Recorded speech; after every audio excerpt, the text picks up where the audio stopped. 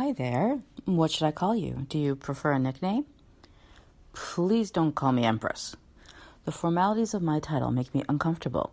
Just Elenka is fine. A pleasure to meet you, Elenka. Thanks for agreeing to talk to us today. Thank you for having me. Any chance to speak to others and share ideas is important. I agree. Can I get you something to drink? Water, soda, coffee, wine, whiskey? Wine would be lovely, or tea, particularly if you have any cakes to go with it. Tea and cakes. We will be friends. Tell me a little bit about yourself. I grew up knowing that a prophecy was upon me. From the time I was a baby, it was foretold that my marriage alliance would unite all the kingdoms and bring forth peace. As such, I traveled extensively to all the lands, meeting princes and prime ministers, queens and generals. But none of us expected for a literal god to descend and claim me as his bride. I hope that my marriage with Brendel, the emperor god of the sky, will bring forth peace to the mortals I once called home. Although adapting as a human to this court of gods and nymphs has been more challenging than I previously thought. Well, talk about unexpected. Where do you live? Currently, I am in the royal suites of the Crystal Palace. It's far more luxurious than anything I knew back in the mortal realms. I'm not sure it feels quite like home yet, despite having my husband with me. But at least I have a good friend in my maid, and my dog, Blossom, gets to be in the room with me. He's a huge black dog that Brendel calls a beast, but he's the sweetest pup you'll ever see. It takes time to adjust to new surroundings. Do you have any jobs or hobbies? I'm solely focused on helping the people of the mortal realms prosper. I take my role as Empress very seriously. It's not just about parties and reveling in wealth. I want to use my wealth to help others.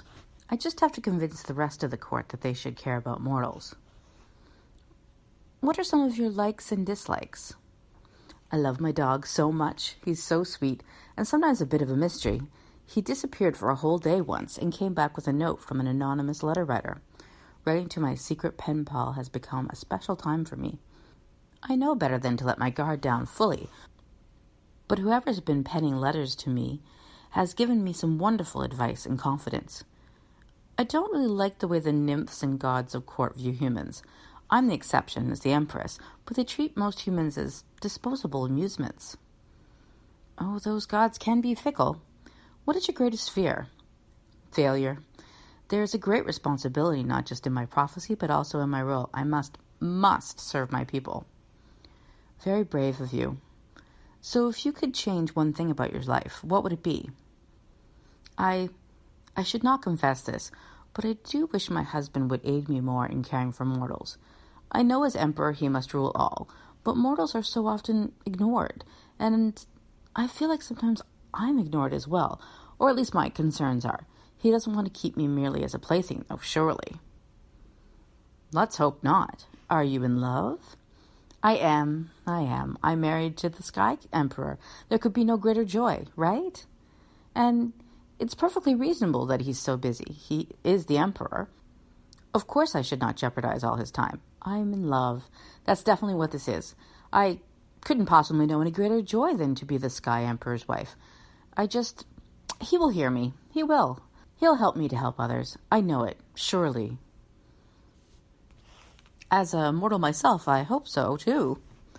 Do you have any special talents? I do have the magic of illusions. All mortals who live in the Sky Emperor have a gift of some sort of magic, but enhanced greatly by the presence of the gods and the nymphs who patronize us.